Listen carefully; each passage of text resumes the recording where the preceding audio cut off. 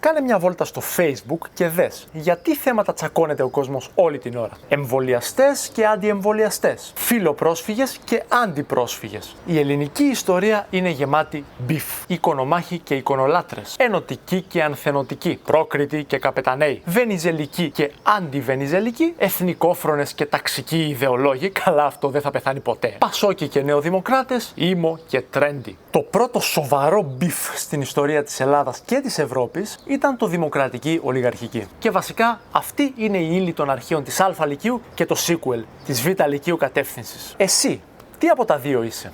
Δημοκρατικός ή ολιγαρχικός? Έχεις συνηθίσει ότι η λέξη δημοκρατία είναι κάτι καλό, ενώ η λέξη ολιγαρχία είναι μάλλον κάτι κακό. Σωστά? Άρα μάλλον θα απαντήσεις ότι είσαι δημοκρατικός, χωρίς να το σκεφτείς πάρα πολύ. Ας κάνουμε όμως ένα τεστ για να δούμε τι πραγματικά είσαι από τα δύο. Είμαστε μια παρέα 10 ατόμων. Έρχεται μια άλλη παρέα και μας προκαλεί σε καυγά. Πρώτα πρέπει να αποφασίσουμε αν θα δεχτούμε την πρόκληση ή αν θα κάνουμε τους χαζούς. Έστω ότι αποφασίζουμε να δεχτούμε την πρόκληση. Πού θα δώσουμε ραντεβού για καυγά? Θα είναι κάπου κοντά στη γειτονιά μας, ώστε άμα ζορίσουν τα πράγματα να τρέξουμε να χωθούμε σπίτι, ή θα είναι κάπου μακριά? Γιατί αν μας δουν οι γείτονες θα γίνουμε ρεζίλοι και θα τρέξουν να τα πούνε και στους γονείς μας. Τι ώρα θα το δώσουμε το ραντεβού για καυγά? Θα είναι πρωί, ώστε να μπορεί να έρθει και ο φίλος μας ο Σταμάτης ο Μπρατσαράς που τα απογεύματα δουλεύει, ή θα είναι απόγευμα, ώστε άμα ζορίσουν τα πράγματα να τρέξουμε να φωνάξουμε τους γονείς μας που εκείνη την ώρα θα είναι σπίτι γιατί τα πρωινά δουλεύουν? Πώς θα μαλώσουμε? Θα ρίξουμε εμείς την πρώτη ή θα περιμένουμε να μας τη ρίξουν αυτοί? Μήπως πρώτα να κάνουμε μια προσπάθεια να το λύσουμε ήρεμα? Και αν το κάνουμε αυτό, οι άλλοι θα το εκτιμήσουν ή θα νομίσουν ότι είμαστε φοβιτσιάριδες και θα μας δίνουν πιο πολύ? Και το πιο σημαντικό, όλες αυτές τις αποφάσεις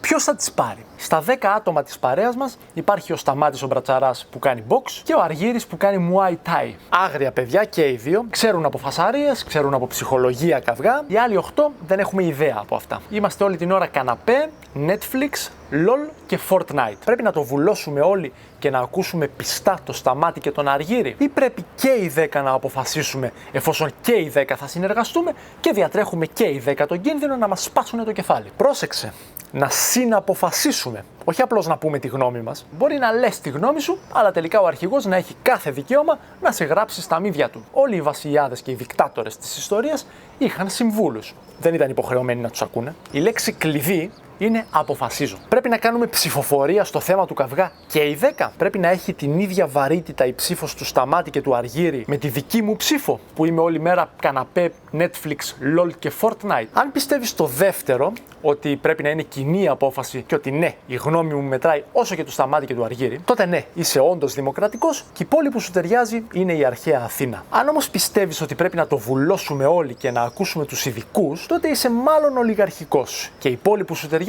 είναι λίγο περισσότερο η αρχαία Σπάρτη. Είμαστε 10 άτομα. Έχει πέσει πανδημία. Χρειαζόμαστε μάσκες και εμβόλια. 2 στα 10 άτομα είναι γιατροί και λένε ναι, χρειαζόμαστε. 8 στα 10 άτομα είναι άσχετοι. Μανάβιδες, περιπτεράδες, φιλόλογοι και λένε όχι ρε φιλαράκι, σιγά μη φορέσω εγώ μάσκα. Στην Αθήνα θα γίνει αυτό που θέλουμε οι πολλοί, οι 8.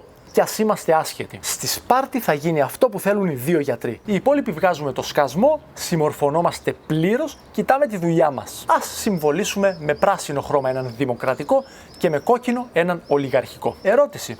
Ποιος ήρθε πρώτος? Η δημοκρατία δεν είναι το πιο φυσιολογικό πολίτευμα. Δεν είναι το πιο κοντινό στον ανθρώπινο χαρακτήρα και φυσικά δεν είναι το πιο παλιό. Αντίθετα, είναι το πιο καινούριο απ' όλα και χρειάστηκε να καταπιέσουμε λίγο τη φύση μας. Πάμε πάλι στο παράδειγμα με την παρέα μας. Ο Σταμάτης είναι μπρατσαράς και ξέρει από ξύλο. Μας συμφέρει να τον έχουμε όλοι στα όπα-όπα. Πρώτον, γιατί αν του πάμε κόντρα θα μας δείρει. Δεύτερον, γιατί όσο τον έχουμε από κοντά, τόσο καλύτερα για μας. Θα μας ξεμπλέξει από καμιά φασαρία, θα μας γνωρίσει καμιά γκόμενα. Είναι ο λεγόμενος alpha male. Τον alpha male τον θέλεις κοντά σου γιατί αυξάνονται οι πιθανότητες να επιβιώσεις. Human psychology. Γι' αυτό οι πιο πρωτόγονες φυλές είχαν αρχηγό. Δεν είχαν κοινοβουλευτική ολομέλεια. Στη Γερμανία όλοι το βούλωναν και άκουγαν τον Siegfried. Στην Αγγλία όλοι το βούλωναν και άκουγαν τον Beowulf. Στην Ελλάδα όλοι το βούλωναν και άκουγαν τον Ηρακλή. Το πρώτο πολίτευμα ever ήταν το κουμάντο του ενός. Μοναρχία ή βασιλεία. Ο alpha male. Μην ξεχνάς όμως ποτέ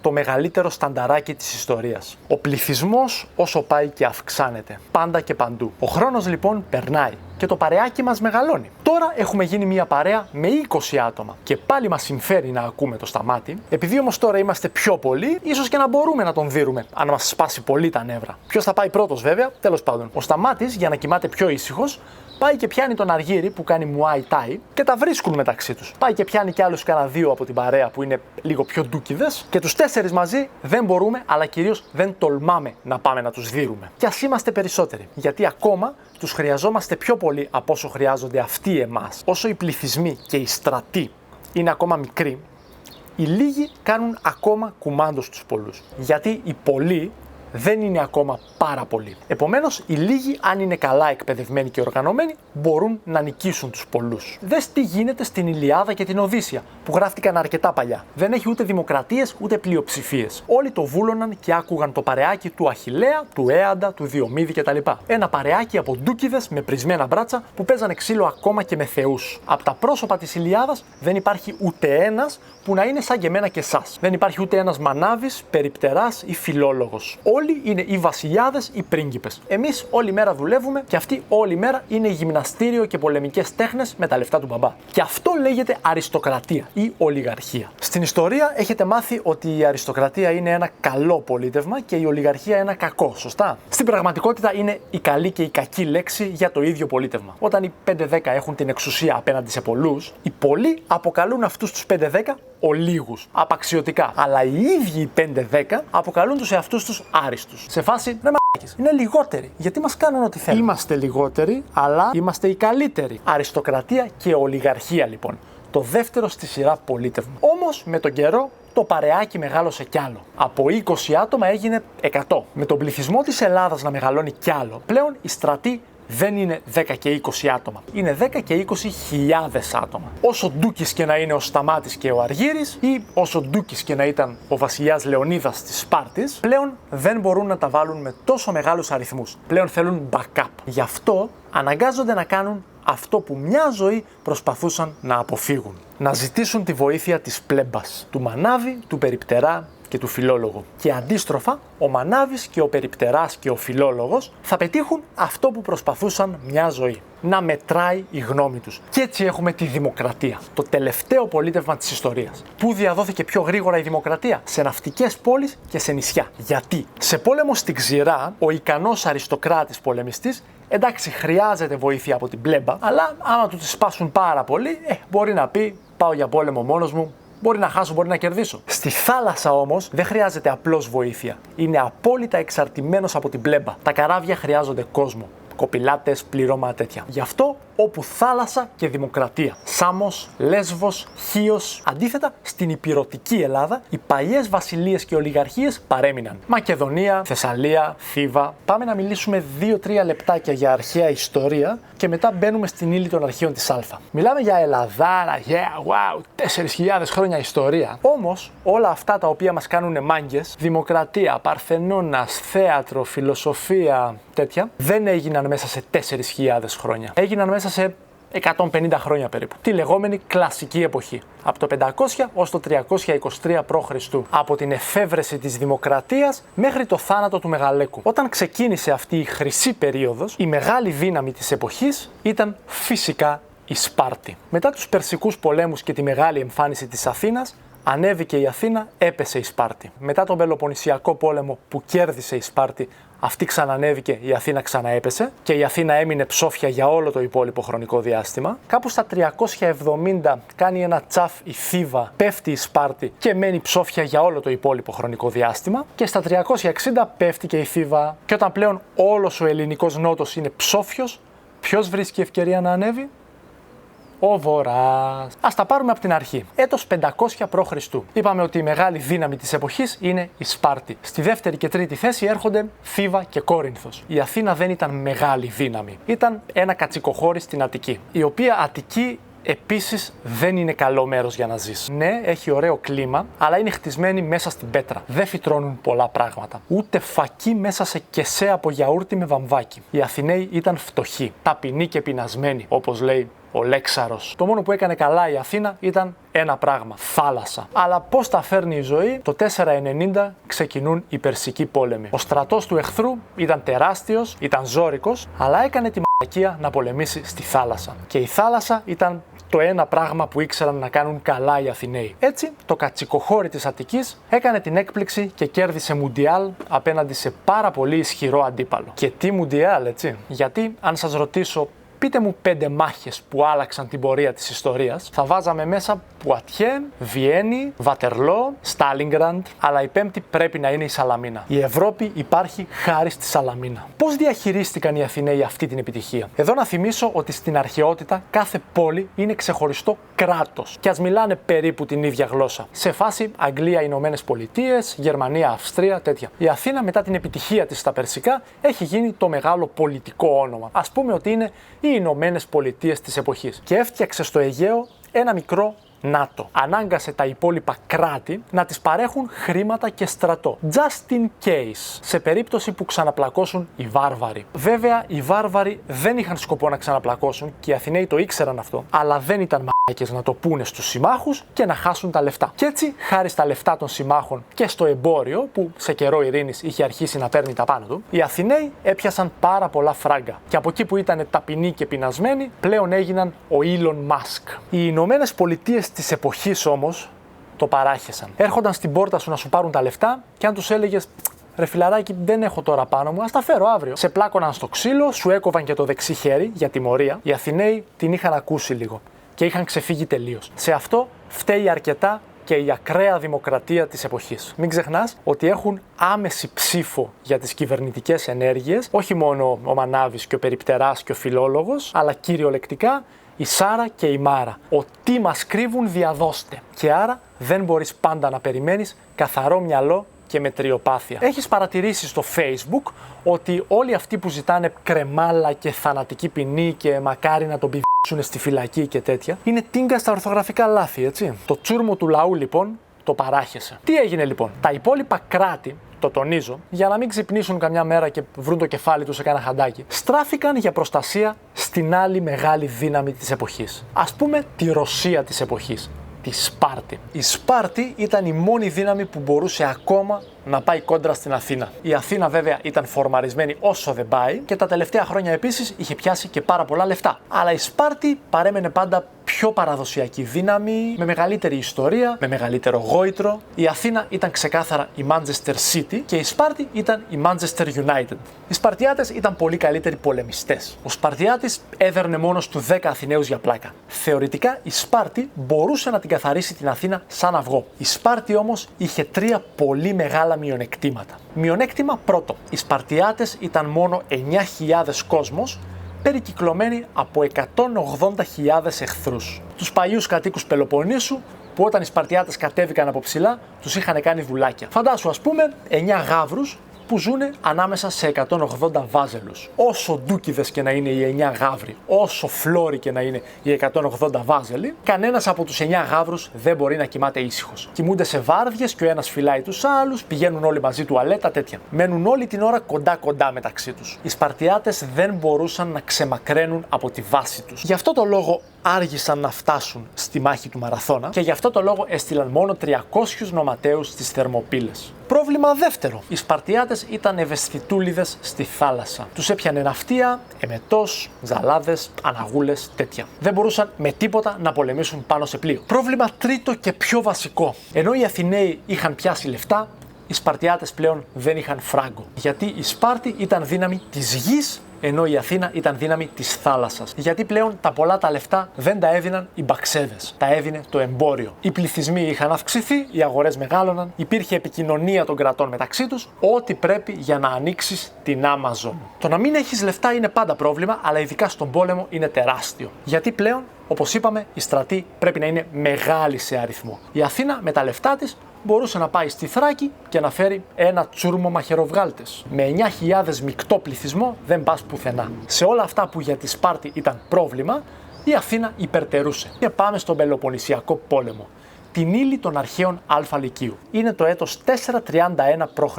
Έχουμε φτάσει στο απροχώρητο ανάμεσα σε Ηνωμένες Πολιτείες και Ρωσία της εποχής. Αλλά υπάρχει και κάτι ακόμα. Έχεις ακούσει την έκφραση τρίτος κόσμος για τις πολύ φτωχές χώρες της Ασίας, της Αφρικής και της Λατινικής Αμερικής? Αυτή η έκφραση βγήκε στον ψυχρό πόλεμο, γιατί όλες οι άλλες χώρες είχαν μοιραστεί στους άλλους δύο κόσμους, τον Αμερικανικό και το Σοβιετικό. Ο πρώτος κόσμος ήταν οι σύμμαχοι των ΗΠΑ και ο δεύτερος κόσμος ήταν το παλιό κομμουνιστικό μπλοκ. Και όσοι δεν πήγαν με κανέναν από τους δύο ήταν ο τρίτος κόσμος. Η ίδια φάση ακριβώς το 431 π.Χ. με δύο διαφορές. Πρώτον, ο ψυχρός πόλεμος ήταν πάρα πολύ θερμός και δεύτερον, δεν υπήρχε τρίτος κόσμος. Όλη η Ελλάδα είχε μοιραστεί ανάμεσα στα πράσινα και τα κόκκινα. Ή θα πήγαινες με την Αθήνα ή θα πήγαινες με τη Σπάρτη. Επιλογή ουδετερότητα δεν υπήρχε. Και αφού πλέον όλα τα κράτη της εποχής είχαν χωριστεί και είχαν διαλέξει παράταξη, η Ελλάδα ήταν σαν ένα μεγάλο μπαλόνι με νερό έτοιμο να σκάσει. Το κράτος που τελικά έσκασε το μπαλόνι και πυροδότησε τη βόμβα ήταν η Κέρκυρα. Και εδώ ξεκινάει η ύλη του Θουκυδίδη. Η Κέρκυρα ήταν από τα τελευταία κράτη της εποχής που πήγε να το παίξει η Ελβετία. Μη μου πρίζετε τον εγκέφαλο, δεν ανακατεύομαι στα πολιτικά σας. Άλλωστε, εγώ τι είμαι, ένα σκατουλάκι στην άκρη του χάρτη είμαι. Αν διαλέξω τον έναν από τους δυο σας, ο άλλος θα με διαλύσει. Τι λες, ρε, να μπλέξω εγώ με εσάς? Είσαι σοβαρός? Όπως είδαμε, για κάθε κράτος της εποχής ήταν δύσκολο να μείνει ουδέτερο, αλλά ειδικά για την Κέρκυρα ήταν αδύνατο. Γιατί η Κέρκυρα δεν ήταν καθόλου ένα σκατουλάκι στην άκρη του χάρτη. Αντίθετα, ήταν αυτό που λέμε τελευταίο βενζινάδικο στο δρόμο για Χαλκιδική. Οι Θεσσαλονικείς καταλαβαίνουν τι εννοώ. Ήταν ο τελευταίος σταθμός για τον παράδεισο της εποχής. Κάτω Ιταλία και Σικελία. Γιατί κάτω Ιταλία και Σικελία? Η Αττική, όπως είπαμε, ήταν φτωχή. Δεν φυτρώνει ούτε φακί σε κεσέ από γιαούρτι με βαμβάκι. Η Αθήνα δεν έχει καλά χωράφια. Είναι χτισμένη μέσα στην κοτρώνα. Ο Αθηναίος δεν έχει τίποτα στο ψυγείο. Για να φάει πρέπει να σηκωθεί, να ντυθεί και να ψάξει σούπερ μάρκετ. Πού έχει σούπερ μάρκετ εκεί κοντά? Αυτό είναι πρόβλημα. Η Ελλάδα γενικά δεν έχει πολλά χωράφια. Είναι ορεινή χώρα. Και το χειρότερο είναι γεμάτη κινδύνος. Ο Αθηναίος από πάνω του και από κάτω του έχει δύο κράτη που θέλουν να το δουν νεκρό. Γιατί παραδοσιακά ο άνθρωπος όλα τα προβλήματα τα έχει με τους γείτονες, όχι με τους ξένους. Ο Έλληνας, ας πούμε, τα προβλήματά του δεν τα έχει με τους Χιανούς και με τους Κορεάτες, τα έχει με τους διπλανούς του. Πού αλλού μπορεί να πάει ο Αθηναίος? Να πάει Πελοπόννησο? Εκεί είναι όλη η κολλητή της Σπάρτης. Να πάει Βόρεια Ελλάδα, από Λαμία και πάνω? Μπα. Δεν είναι να την εμπιστεύεσαι. Πότε φίλοι, πότε εχθροί, λίγο ρουφιάνοι. Στα Περσικά είχαν πάει όλοι με τους Πέρσες. Ναι, τι. Δες λίγο πού δόθηκαν όλες οι μάχες με τους Πέρσες. Μέχρι τη στερεά Ελλάδα οι βάρβαροι είχαν περάσει αέρας. Δεν συνάντησαν αντίσταση πουθενά. Άστο, ο Βορράς δεν είναι να τον εμπιστεύεσαι. Να πας απέναντι από το Αιγαίο, εκεί σε περιμένει ο βάρβαρος. Τα μόνα σούπερ μάρκετ για την Αθήνα ήταν δύο και ήταν αρκετά μακριά. Το ένα ήταν στον Εύξηνο Πόντο, σημερινή Ουκρανία. Η Ουκρανία, όπως και η Πολωνία, είναι σκέτη παιδιάδα. Έχουν πάρα πολύ φαΐ. Γι' αυτό άλλωστε τους επιτίθεται μια ζωή όλος ο κόσμος. Το ουκρανικό σούπερ μάρκετ είναι έτσι ωραίο, είναι φιλικό προς τον πελάτη, αλλά δεν είναι τίποτα φοβερό. Το δεύτερο σούπερ μάρκετ όμως είναι γαμό. Είναι έτσι ένα ωραίο μεγάλο Καρφούρ Μαρινόπουλος, αλλά είναι από την άλλη μεριά, στη Σικελία. Αυτό ήταν κουκλί, αλλά ήταν κλειστό για το κοινό. Οι Αθηναίοι έπρεπε να το διαρρήξουν. Η Σικελία ήταν κατοικημένη από εχθρικούς λαούς και οι πιο πολλοί παλιοί άπικοι Σπάρτης, κοκκινιάριδες. Αλλά η ανάγκη ήταν τέτοια που αργά ή γρήγορα οι Αθηναίοι θα έκαναν ντου στη Σικελία. Και εδώ μπαίνει η Κέρκυρα, ο τελευταίος σταθμός για τη Σικελία. Οι Αθηναίοι τη θέλουν τόσο πολύ που αποκλείεται να την αφήσουν ουδέτερη. Οι Κερκυραίοι λοιπόν ήταν αδύνατον να μείνουν ουδέτεροι. Αλλά αν μπορούσαν θα το έκαναν. Στην πραγματικότητα ο πολύς ο λαός της Κέρκυρας δεν είχε κανέναν ιδιαίτερο γκαϊλέ. Ούτε με την Αθήνα, ούτε με τη Σπάρτη. Θυμίζω, το πράσινο και το κόκκινο είναι χρώματα πολιτικής προτίμησης, όχι γεωγραφικής, αφορούν προτίμηση προς τη δημοκρατία ή την ολιγαρχία. Όχι Αθήνα ή Σπάρτη. Απλώς τυχαίνει η Αθήνα να έχει δημοκρατία και η Σπάρτη ολιγαρχία. Χωρίς αυτό να σημαίνει σε καμία περίπτωση ότι κάθε ένας Αθηναίος πολίτης είναι δημοκρατικών αντιλήψεων και κάθε ένας Σπαρτιάτης είναι ολιγαρχικών. Οι Κερκυραίοι γενικά δεν ήταν ούτε πράσινοι ούτε κόκκινοι.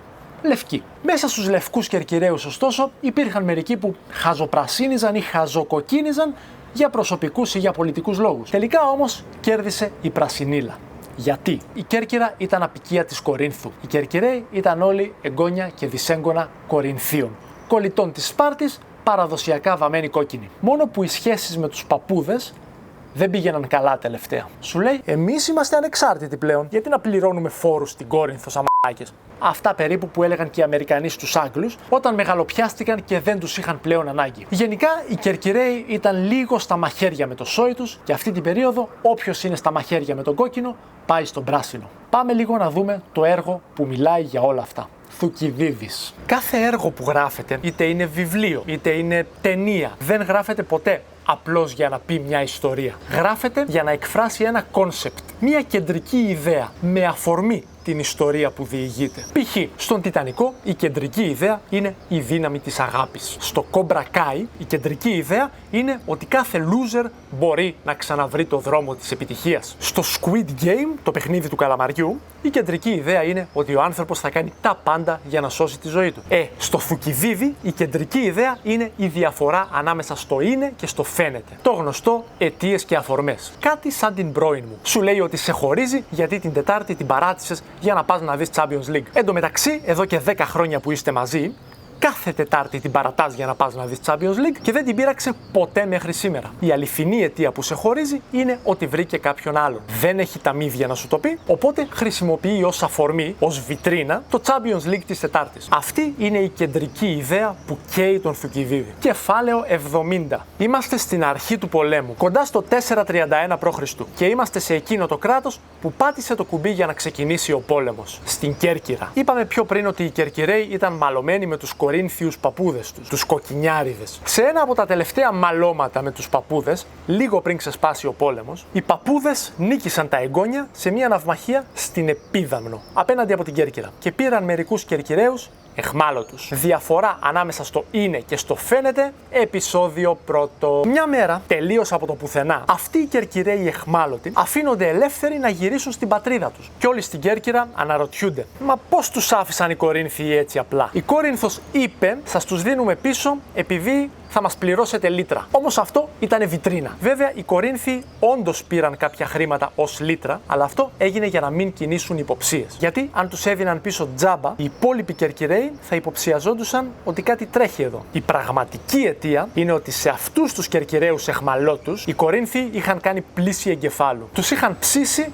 να γίνουν όργανα των κόκκινων. Να μοιράζουν φυλάδια, ριζοσπάστες, τέτοια, με σκοπό να κοκκινήσουν την Κέρκυρα. Οι πρώην εχμάλωτοι της Κορίνθου, λοιπόν, τώρα είναι πράκτορες της Κορίνθου. Πιάστηκαν λευκοί, επιστρέφουν ερυθρόλευκοι και σπέρνουν παντού κόκκινα ζυζάνια για να κάνουν την Κέρκυρα σαν τα μούτρα τους. Αυτό όμως δεν ήταν τόσο εύκολο. Γιατί μετά τον τελευταίο καυγά με τους κόκκινους παππούδες, η Κέρκυρα είχε αρχίσει να γίνεται καταπράσινη. Άρα οι πράκτορες δεν μπορούσαν να την κάνουν κόκκινη από τη μια μέρα στην άλλη. Έπρεπε πρώτα να φύγει από πάνω η πρασινίλα. Το παίξαν πατριώτες και μίλησαν για ουδετερότητα. Πρώτα έπρεπε να κάνουν τους Κερκυραίους να μισήσουν την Αθήνα και μετά σταδιακά να τις μπρώξουν στα κόκκινα. Αλλά πρώτα έπρεπε να κάνουν μια στάση στην ουδετερότητα. Δεν τρως τον κόμενο της άλλης έτσι κατευθείαν. Πρώτα του βάζεις λόγια να τον χωρίσεις από την άλλη. Μένει για λίγο καιρό μόνος του. Εσύ τον παρηγορείς, του κάνεις αγκαλίτσες. Και το ένα φέρνει το άλλο. Αυτό θέλουν να κάνουν οι Κερκυραίοι ολιγαρχικοί. Οι ερυθρόλευκοι. Τα όργανα των κόκκινων. Γι' αυτό γυρνούν όλο το νησί και αρχίζουν να μιλάνε άσχημα για τα πράσινα. Την Αθήνα και τη Δημοκρατία. Μεταξύ μας όμως, η Δημοκρατία αντικειμενικά ήταν πιο συμφέρουσα για την Κέρκυρα. Ήτανε νησί, ήτανε ναυτική δύναμη,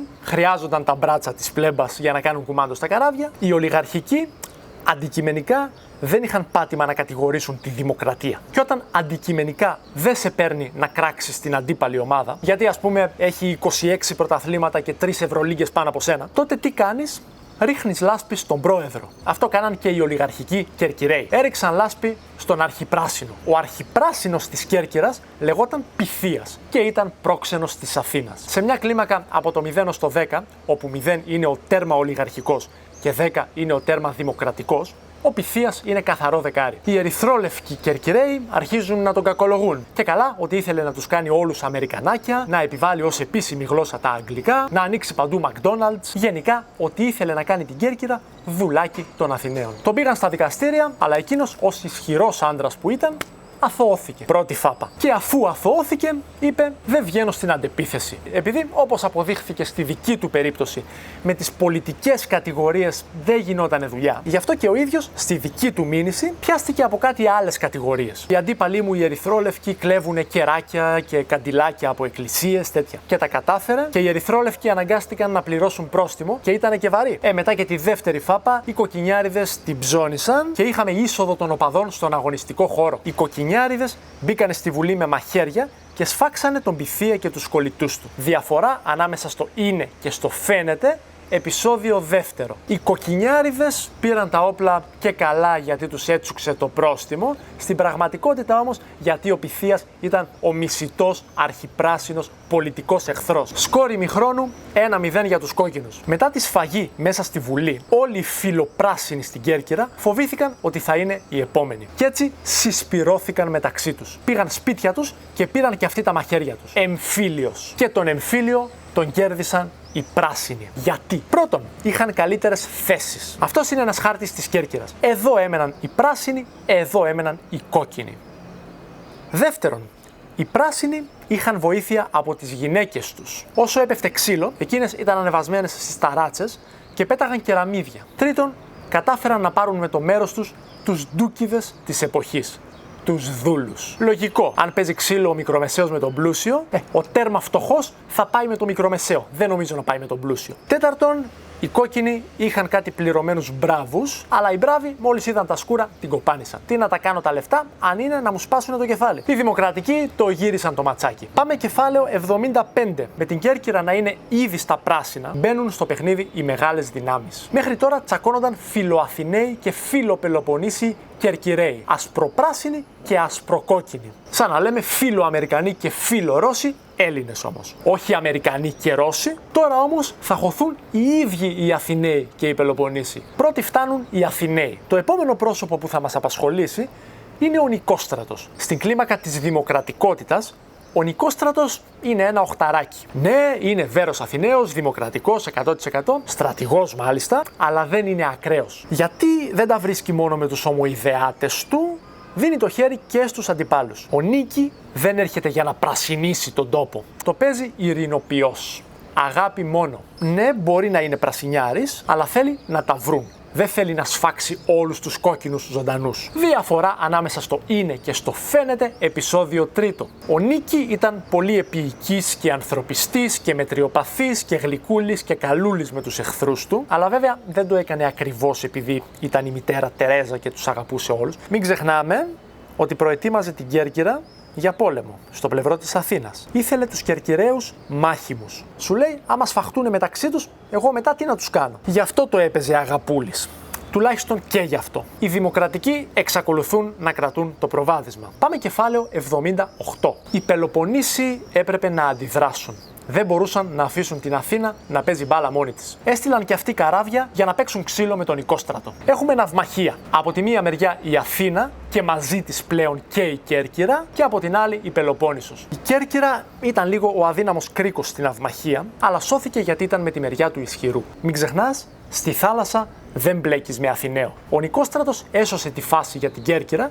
Και μάλιστα έδειξε και χαρακτήρα, γιατί όταν οι κόκκινοι άρχισαν να κυνηγούν τους άσπρους, ο Νίκη μπήκε μπροστά για να μπορέσουν οι Κερκυραίοι να γυρίσουν σπίτι. Οι κόκκινοι δεν μπόρεσαν να νικήσουν τον Νίκη, η Κέρκυρα μένει σταθερά στα πράσινα και μάλιστα οι δημοκρατικοί διευρύνουν το προβάδισμά τους. Ώρα για το κεφάλαιο 81. Εδώ είναι που κρίθηκε το ματσάκι. Οι Πελοποννήσιοι, μετά την παπάρα που φάγανε από τον Νικόστρατο, μάζεψαν τις βάρκες τους και φύγανε. Και όχι απλώς φύγανε νύχτα για να μην τους δει κανένας και φύγανε από τα ριχά. Γυαλό για να μην τους κουνάει η θάλασσα.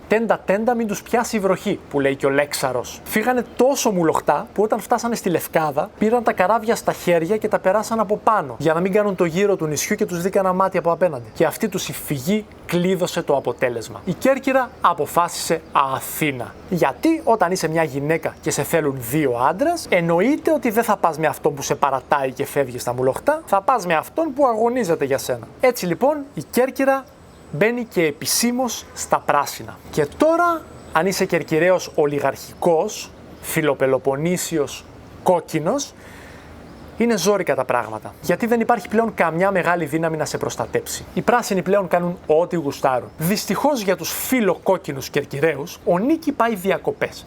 Και στη θέση του έρχεται ο Ευρυμέδοντας, ο οποίος δεν είναι αγάπη μόνο, είναι ένα καθήκη και μισό. Στην κλίμακα της δημοκρατικότητας, από το 0 ως το 10, ο Ευρυμέδοντας παίρνει 20. Δεν θέλει να βλέπει κόκκινο ούτε ζωγραφιστό. Οπότε αφήνει όλους τους φιλοπράσινους και σφάζουν κόσμο. Διαφορά ανάμεσα στο είναι και στο φαίνεται, επεισόδιο 4. Πολλοί φιλοπράσινοι, δημοκρατικοί, σκότωναν έναν άνθρωπο και καλά επειδή ήταν φιλοκόκκινος, εχθρός της δημοκρατίας, εχθρός της Κέρκυρας, τέτοια. Στην πραγματικότητα, το πολιτικό κομμάτι πολύ συχνά ήταν πρόφαση. Τον σκότωναν επειδή τους χρώσταγε χρήματα, επειδή τους έφαγε την κόμενα. Η ύλη του Θουκυδίδη τελειώνει με 2 σχόλια που δίνουν στάνταρ ερμηνευτικές ερωτήσεις στις εξετάσεις. Πρώτο σχόλιο. Ο Θούκης είναι σίγουρος ότι η ανθρώπινη φύση μένει πάντοτε η ίδια και άρα ότι η ιστορία κάνει κύκλους και επαναλαμβάνεται. Breakthrough σε σχέση με άλλους αρχαίους που μέχρι τότε μάλλοναν για το αν ο άνθρωπος όσο περνάει ο χρόνος βελτιώνεται και εξελίσσεται ή αντίθετα αν πάει από το κακό στο χειρότερο. Τα έχουμε ξαναπεί στο βίντεο του Πρωταγόρα. Ο Θούκης δεν πιστεύει τίποτα από τα δύο. Απλώς ότι η ζωή κάνει κύκλους. Μια πάνω, μια κάτω. Σχόλιο δεύτερο. Ο πόλεμος είναι ένας βίαιος δάσκαλος. Ναι, δίνει ερώτηση εξετάσεων αυτό. Όταν ο άνθρωπος θέλει να κάνει κακό, τότε γίνεται αδίστακτος. Λιγουρεύεσαι το σάντουιτς του κολλητού σου. Λες, όχι ρε φίλε, δεν θα γίνω κλέφτης για ένα σάντουιτς. Γουστάρεις τον κόμενο της κολλητής σου. Λες, όχι μωρέ, δεν θα το κάνω αυτό στην κολλητή μου. Ο άνθρωπος έχει κάποιες αναστολές όταν πρόκειται να προσφέρει κάτι στον εαυτό του, όχι όμως όταν πρόκειται να ανταποδώσει το κακό που του έχει γίνει. Ας μπούμε στο δεύτερο κομμάτι της ύλης. Ξενοφών. Φόντας. Σε σχέση με το Θουκυδίδη, ο Φόντας είναι άλλη φάση. Αυτού του είδους τα σχόλια, η ανθρώπινη φύση, ο κακός δάσκαλος, ο πόλεμος, φιλοσοφίες, ηθικά διδάγματα τέτοια, είναι πολύ χαρακτηριστικά του Θούκη, αλλά ο Φόντας δεν τα κάνει ποτέ. Ο Φόντας λέει τα γεγονότα και τέλος. Π.χ. ακούς το δελτίο ειδήσεων, αύξηση 20% στα κρούσματα, 3.000 καινούργιοι νοσήσαντες, γιατί να είστε τόσο ηλίθιοι, φορέστε μάσκες να τελειώνουμε. Το πρώτο μισό είναι Φόντας. Το δεύτερο μισό είναι Θούκης. Ο Θούκης ήταν σχολιαστής, ο Φόντας ήταν ρεπόρτερ.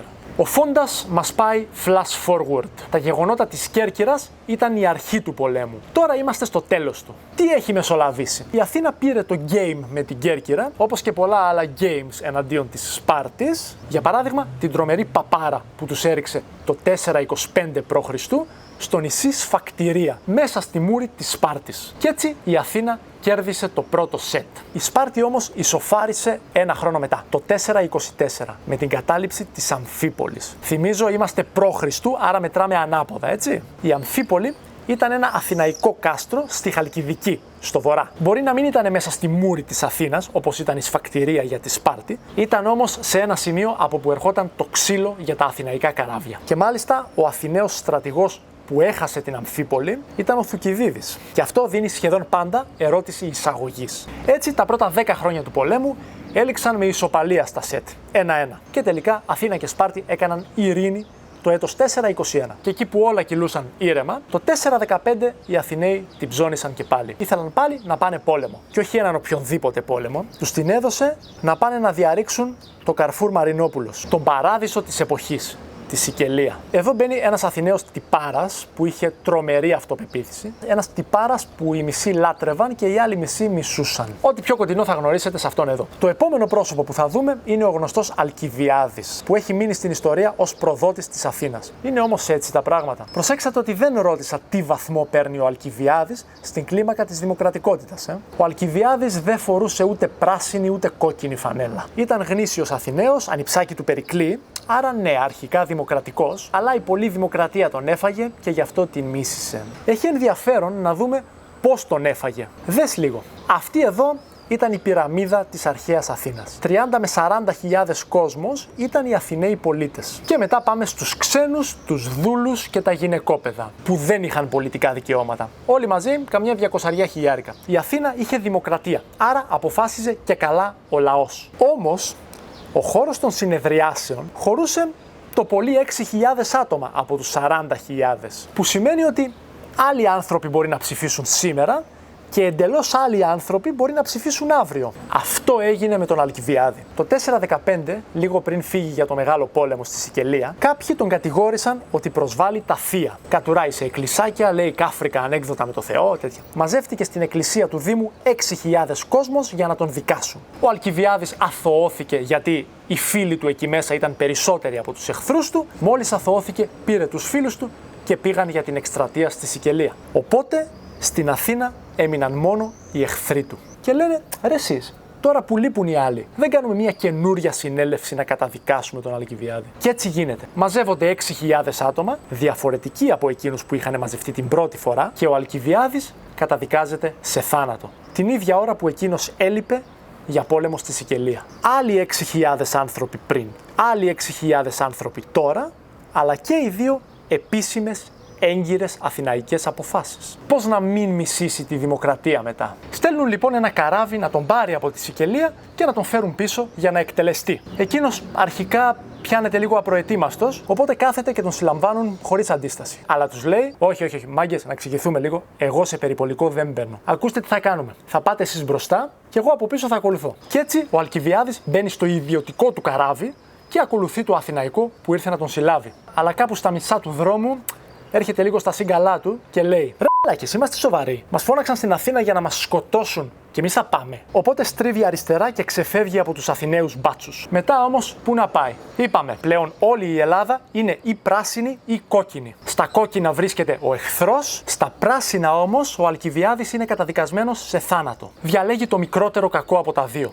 Πάει Σπάρτη. Και φυσικά, σαν στρατηγός του εχθρού, στη Σπάρτη συλλαμβάνεται και φυλακίζεται. Τώρα έχει μία σειρά από προβλήματα. Πρέπει να βγει από εκεί, πρέπει να επιστρέψει κάπως στην Αθήνα και πρέπει στο μεταξύ να αλλάξουν γνώμη οι Αθηναίοι και να τον ζητήσουν πίσω. Το τελευταίο ήταν το πιο απλό. Το να αλλάξει γνώμη ένα μεγάλο πλήθος είναι ευκολάκι. Γιατί εντωμεταξύ οι Αθηναίοι που είχαν πάει πόλεμο στη Σικελία καταστράφηκαν. Οι Σικελιώτες τους σφάξανε όλους. Και τι συμβαίνει πάντοτε μετά από μία ήττα? Αρχίζουν τα παράλληλα σύμπαντα. Αν ο διαιτητής είχε σφυρίξει το επιθετικό φάουλ του Μπενζεμά, αν είχε βάλει το πέναλτι ο Εμπαπέ, αν ήταν εδώ ο Αλκιβιάδης, θα είχαμε κερδίσει τον πόλεμο. Οι Αθηναίοι λοιπόν νοσταλγούν ξανά τον Αλκιβιάδη. Πλέον μπορεί να επιστρέψει. Πώς όμως να επιστρέψει? Υπάρχει μόνο μία λύση και αυτή είναι η προδοσία. Θα γυρίσει στην Αθήνα ως επικεφαλής μιας εκστρατείας της Σπάρτης εναντίον της Αθήνας. Ο Αλκιβιάδης δίνει συμβουλές στη Σπάρτη να πάνε και να πιάσουν ένα ορεινό πέρασμα έξω από την Αθήνα που λέγεται Δεκέλεια. Μέσα από το πέρασμα αυτό έρχονται στην Αθήνα πάρα πολλά είδη πρώτης ανάγκης. Και οι Σπαρτιάτες το κάνουν αυτό και τώρα η Αθήνα βρίσκεται σε κίνδυνο. Είναι το έτος 413. Το 413 όλοι πίστεψαν ότι η Αθήνα είχε τελειώσει και οι σύμμαχοι άρχισαν να την εγκαταλείπουν. Όμως η Αθήνα κράτησε αρκετά χρόνια ακόμα. Συγκεκριμένα κράτησε μέχρι το 404. Που τελείωσε ο πόλεμος. Η ύλη του Ξενοφόντα είναι το τελευταίο επεισόδιο του πολέμου. Έτος 404 λοιπόν. Πού βρισκόμαστε? Πλέον δεν βρισκόμαστε στη Δύση. Η Σικελία χάθηκε. Η Κέρκυρα, που ήταν το τελευταίο βενζινάδικο για Σικελία, πλέον δεν μας απασχολεί. Από την ηπειρωτική Ελλάδα πλέον δεν έμπαινε στην Αθήνα ούτε σακουλάκι με γαριδάκια, αφού η Δεκέλεια ήταν κλειστή. Άρα ο τελευταίος ανοιχτός δρόμος για τρόφιμα ήταν προς τη σημερινή Ουκρανία.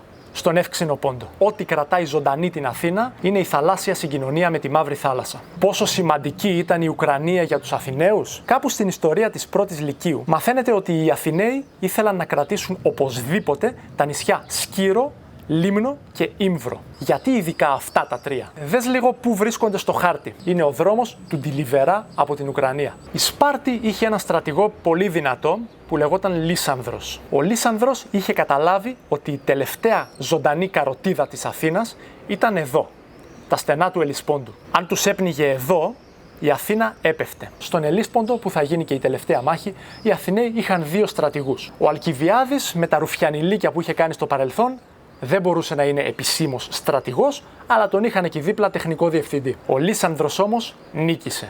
Και πώς νίκησε? Συμπεριφέρθηκε σαν καλός γήπας. Ήξερε ότι δεν την πέφτεις με την πρώτη. Πρώτα τη γυροφέρνεις την κοπελιά, κρατάς μία απόσταση, να νομίσει ότι είσαι ακίνδυνος, να χαλαρώσουν λίγο οι αντοχές της και μετά από μέρες, όταν εκείνη δεν το περιμένει, τσακ, σκάς με λουλούδια στην πόρτα της. Αυτό έκανε και ο Λύσανδρος. Έβλεπε τους Αθηναίους από μακριά, αλλά δεν πήγαινε για ξύλο. Και όταν οι Αθηναίοι πήγαιναν για ξύλο, ο Λύσανδρος απομακρυνόταν. Το έκανε αυτό για 4-5 μέρες σερί και οι Αθηναίοι είπαν: εντάξει, παιδιά, ο τύπος είναι χέστης, πάμε στεριά να χτυπήσουμε καμιά κρέπα γιατί μεσημέριασε. Ο Αλκιβιάδης το βλέπει αυτό και τους λέει: μην παρατάτε εδώ τα καράβια που να είναι. Περνάνε χουλιγκάνια, βάζουν φωτιές σε κάδους. 3 χιλιόμετρα από εδώ έχει δική μας πόλη, με λιμάνι, με γκαράζ, με απ' όλα. Οι στρατηγοί του είπαν: φιλαράκι, δεν κάνεις εσύ κουμάντο, άντε. Διαφορά ανάμεσα στο είναι και στο φαίνεται, επεισόδιο 5. Ναι, οι στρατηγοί του είπαν: βούλωσέ το γιατί δεν κάνεις εσύ κουμάντο, αλλά βαθιά μέσα τους γιατί δεν τον άκουσαν. Πρώτον, once Ρουφιάνος, forever Ρουφιάνος. Δεν ήταν αξιόπιστος. Δεύτερον, ακόμα κι αν ο Ρουφιάνος είχε δίκιο και τα έλεγε σωστά, δεν ήθελαν να πάρει αυτός το credit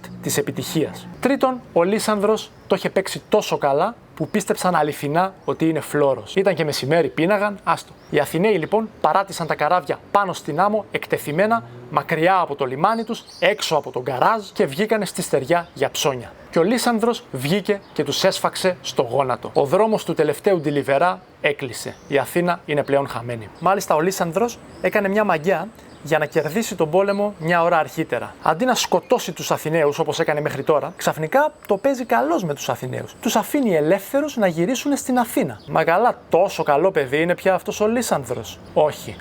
Απλώς, αν στουμπώνονταν όλοι μέσα στην Αθήνα, τα τρόφιμα θα τελείωναν πιο γρήγορα. Οι Αθηναίοι πλέον ξέρουν ότι είναι στο έλεος του εχθρού. Πλέον δεν τους παίρνει να κάνουν μαγιές.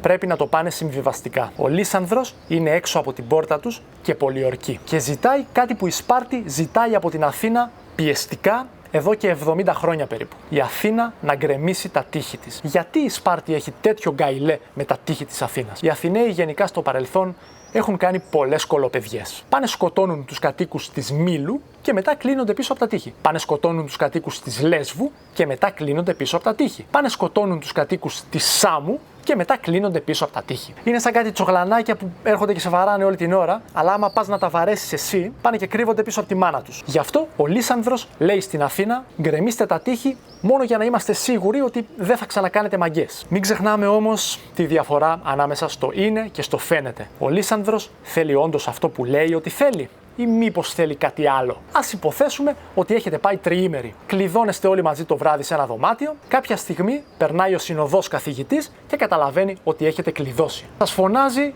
παιδιά, μην κλειδώνετε τις πόρτες. Εσείς από μέσα απαντάτε: γιατί? Λέει αυτός: για λόγους ασφαλείας, παιδιά. Πείτε ότι κάποιος λιποθυμάει ή ότι πιάνει φωτιά το δωμάτιο. Να μπορούμε να μπούμε αν υπάρξει ανάγκη. Δεν θέλω να ξεκλειδώσετε για να μπουκάρω εγώ μέσα.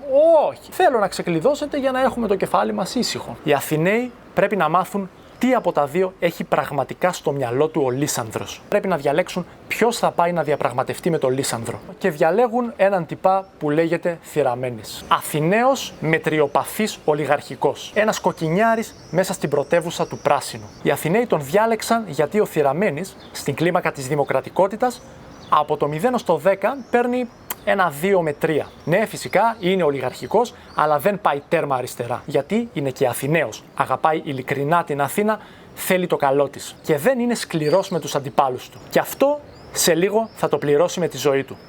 Spoiler alert. Γιατί οι καταπράσινοι Αθηναίοι στέλνουν έναν κοκκινιάρη? Πρώτον, γιατί μόνο ένας κοκκινιάρης μπορεί να συνεννοηθεί αποτελεσματικά με τον Λύσανδρο, αφού κουβαλάνε τα ίδια μυαλά. Ο Λύσανδρος στην κλίμακα της δημοκρατικότητας από το 0 ως το 10 παίρνει φυσικά 0 ή μάλλον άσο, γιατί είναι πιο πολύ δίκαιος παρά σκληρός με τους πράσινους. Δεύτερον, γιατί δεν είναι τόσο κοκκινιάρης ώστε να φοβούνται ότι θα προδώσει την Αθήνα μόνο και μόνο για τα κομματικά του. Είναι σαν να στέλνεις τον απουσιολόγο της τάξης να συνεννοηθεί με τον συνοδό καθηγητή. Ξέρεις ότι είναι σπασικλάκι σαν κι αυτόν, αλλά λες: όχι ρε φίλε, στην τελική και ο απουσιολόγος είναι ένας από εμάς. Δεν μπορεί να μας ρουφιανέψει. Ωστόσο, ο Θηραμένης είναι ολιγαρχικός. Όχι ακραία, αλλά είναι σαφέστατα στα κόκκινα. Ο ίδιος θέλει να νικήσει η Σπάρτη στον πόλεμο. Απλώς να μην φερθεί πολύ σκληρά στην πατρίδα του. Αλλά θέλει να δει την Πρασινίλα να φεύγει από την Αθήνα. Τι κάνει λοιπόν? Αντί να βγει από τα τείχη να τα πει 10 λεπτά με τον Λύσανδρο, κάθεται 3 μήνες έξω και κάνει βόλτες. Αυτό φυσικά γιατί θέλει οι Αθηναίοι να ψοφήσουν της πείνας και να πιστούν πιο εύκολα να ρίξουν τα τείχη. Όταν επιστρέφει 3 μήνες μετά και οι άλλοι τον ρωτάνε: ρε μαλάκα, πού είσαι τόσο καιρό? Εκείνος αρχίζει τις δικαιολογίες. Όχι, δεν είναι υπεύθυνος ο Λύσανδρος, με έστειλε Σπάρτη, να πάω στα ΚΕΠ, να πάρω σφραγίδα, υπογραφή, τέτοια. Τέλος πάντων, οι Αθηναίοι όλοι ψόφοι από την πείνα δεν το κούρασαν και πάρα πολύ, τον πίστεψαν. Και τελικά τι σκατά θέλει ο μαλάκας ο Λίσανδρος. Θέλει, λέει, να στείλουμε στη Σπάρτη μια αντιπροσωπεία από απεσταλμένους. Καλά, δεν μας νοιάζει. Να σου πω, πάρε 5-6 δικούς σου, κατέβα Σπάρτη, κανόνισε τα όπως νομίζεις να πάμε να φάμε καμιά ώρα. Τι έτσι, χωρίς ψηφοφορία, χωρίς λαϊκή συνένεση. Τι σου λέω, μας έχει κόψει λόρδα. Πάνε εκεί πέρα.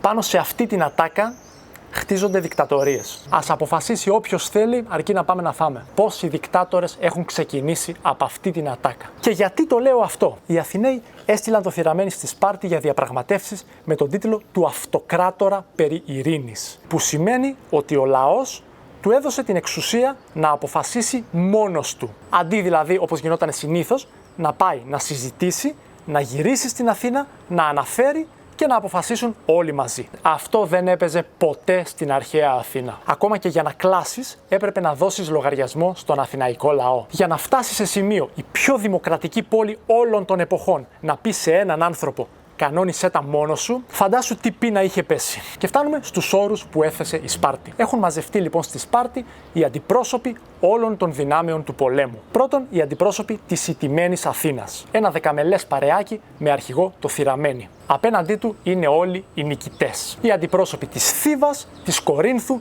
και φυσικά της Σπάρτης. Προσέξτε τώρα ένα πολύ δυνατό ερώτημα εξετάσεων. Η Θήβα και η Κόρινθος θέλουν η Αθήνα να εξαφανιστεί από το χάρτη. Η Σπάρτη όμως είναι λίγο πιο light. Λέει ρε παιδιά, όχι κρίμα είναι, ας τους λυπηθούμε, μας έσωσαν και στα περσικά. Γιατί αυτή η διαφορά? Ο ένας λόγος είναι συναισθηματικός. Είναι πιο κοντά στο φαίνεται. Η Θήβα και η Κόρινθος ως γείτονες της Αθήνας είχαν υποφέρει πιο πολύ από τις κολοπεδιές των Αθηναίων. Λογικό. Είπαμε ότι τα προβλήματά μας τα έχουμε με το γείτονα. Δεν τα έχουμε ούτε με το Χιλιανό ούτε με τον Κορεάτη. Η Θήβα και η Κόρινθος έχουν πιο πολλούς λόγους να θέλουν εκδίκηση. Αλλά εκτός από τον συναισθηματικό λόγο, υπάρχει και ένας εγκεφαλικός. Καραμπινάτη διαφορά ανάμεσα στο είναι και στο φαίνεται, επεισόδιο 6. Αν η Αθήνα σβηστεί από το χάρτη, ποιος θα πάει να πιάσει τα εδάφη της και τους θαλάσσιους εμπορικούς δρόμους εκεί κοντά? Σωστά. Άρα η Θήβα και η Κόρινθος θέλουν την Αθήνα ψόφια για να επεκταθούν οι ίδιες. Και αντίστροφα, η Σπάρτη θέλει την Αθήνα ζωντανή, γιατί αν η Θήβα και η Κόρινθος επεκταθούν πάρα πολύ, μετά θα γίνουν πιο μεγάλες δυνάμεις από την ίδια τη Σπάρτη. Μα καλά, θα μου πεις, η Σπάρτη γιατί να θέλει το κακό της Θήβας και της Κορίνθου? Δεν είναι φίλοι? Όχι, δεν είναι φίλοι. Είναι σύμμαχοι. Έχει τεράστια διαφορά. Οι σύμμαχοι είναι φίλοι όσο υπάρχει κοινός εχθρός. Μετά οι σύμμαχοι γίνονται εχθροί μεταξύ τους. Θέλετε πρόσφατο παράδειγμα?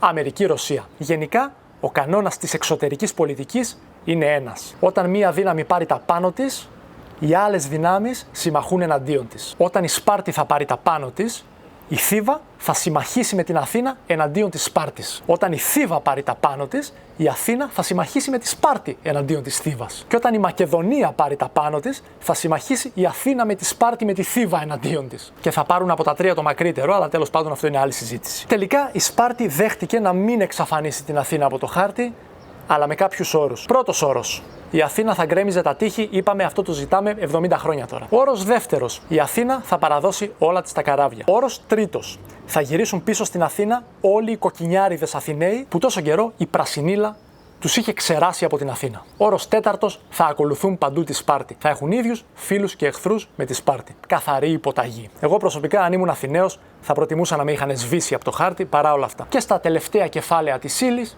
βλέπουμε την Αθήνα μετά τη Σπαρτιατική κατάκτηση. Είμαστε μετά το 404 που τελείωσε ο πόλεμος προς το 403 π.Χ. Εκεί έχει πλέον αλλάξει η Αθηναϊκή πυραμίδα. Θυμίζω πώς ήταν τα πράγματα πριν. 30 με 40.000 κόσμος με πλήρη πολιτικά δικαιώματα. Ίδια για όλους. Είτε είσαι ο Μαρινάκης και ο Σαββίδης, είτε είσαι ο Μανάβης, ο Περιπτεράς και ο Φιλόλογος. Και από κάτω 200.000 κόσμος περίπου που δεν είχε κανένα λόγο. Γυναίκες, παιδιά, ξένοι και δούλοι. Πώς άλλαξε τώρα το σύστημα μετά την κατάκτηση? 30 άτομα κάνουν το απόλυτο κουμάντο. 3.000 άτομα, κολλητοί των 30, έχουν πλήρη πολιτικά δικαιώματα και όλοι οι υπόλοιποι δεν έχουν κανένα λόγο. Οι 30 αρχίζουν και φτιάχνουν δικούς τους νόμους, καθαρά για την πάρτη τους. Π.χ. γουστάρουν τη Μαρία και βγάζουν ένα νόμο ότι απαγορεύεται να τα φτιάξει οποιοσδήποτε με τη Μαρία. Το επόμενο πρόσωπο που θα γνωρίσουμε λέγεται Κριτίας. Ο Κριτίας στην κλίμακα της δημοκρατικότητας από το 0 στο 10 παίρνει -8. Αθηναίος ολιγαρχικός, αλλά όχι όπως ο Θηραμένης. Ο Κριτίας είναι σκληρός. Άμα δει πράσινο, βγάζει σπηριά. Στο παρελθόν είχε εξοριστεί από τους δημοκρατικούς. Γενικά θέλει να τους δει κρεμασμένους από τα άντερά τους. Ο Θηραμένης λέει εντάξει, μωρέ, δεν πειράζει. Ο Κριτίας λέει όχι, να τους σκοτώσουμε όλους. Μα όχι, μα ναι. Τελικά ο Κριτίας στέλνει το Θηραμένη στα δικαστήρια με την κατηγορία ότι είναι προδότης. Ο Θηραμένης υπερασπίζεται τον εαυτό του στα δικαστήρια, τα λέει ωραία, και ο Κριτίας, για να μην αθωωωθεί ο Θηραμένης, μπαίνει μέσα στο δικαστήριο με τους μαχαιροβγάλτες του και λέει στους δικαστές, που ήταν όλοι από τους 3.000 κοκκινιάριδες. Λοιπόν, αγαπητοί μου κόκκινοι συμπολίτες, ξέρετε πάρα πολύ καλά τι λέει ο νόμος. Αν είσαι πολίτης, δεν κινδυνεύεις, κινδυνεύεις μόνο αν είσαι πρασινιάρης πλεμπαίος. Αν είσαι πρασινιάρης πλεμπαίος, σε σκοτώνουμε, λογαριασμό δεν δίνουμε και δεν το συζητάμε καν. Σωστά, σωστά. Ευτυχώς εδώ γύρω δεν κινδυνεύει κανένας, είστε όλοι πολίτες και έχω τα ονόματά σας σε αυτόν εδώ το μακρύ κατάλογο. Λες λοιπόν εσύ τώρα, φιλαράκι μου, να μην σε πειράξουμε και να μην σε εκτελέσουμε γιατί είσαι πολίτης. Για να δούμε. Άμα είσαι πολίτης, κάπου εδώ μέσα θα είσαι. Αλεξίου, Βασιλιάδης, Γρηγορόπουλος, Δημητρίου, Ελευθεριάδης, Ζησιμόπουλος, Ηλιόπουλος, Θηραμένης. Τι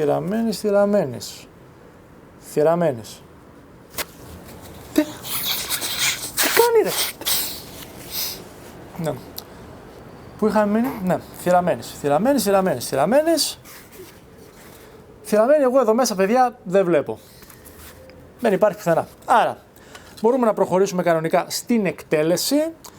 Για το τυπικό του πράγματος θα κάνουμε μια μικρή ψηφοφορία εδώ μεταξύ μας. Συμφωνείτε όλοι να εκτελεστεί αυτός ο τύπος? Ναι, χαίρομαι πάρα πολύ που συμφωνείτε. Υπάρχει κάποιος που διαφωνεί? Να σηκώσει το χέρι.